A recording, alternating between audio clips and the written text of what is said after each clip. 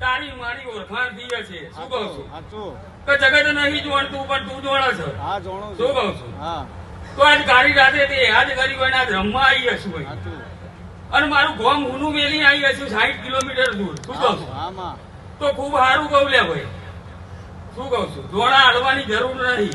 પણ જા આજ તે મને દિલથી યાદ કરી હશે શું કહું છું આ દરબારની પેઢી નહીં જોણતી શું કહું છું પણ તું એક જોણ છે અને આ ખાતાનું દેવ છો લે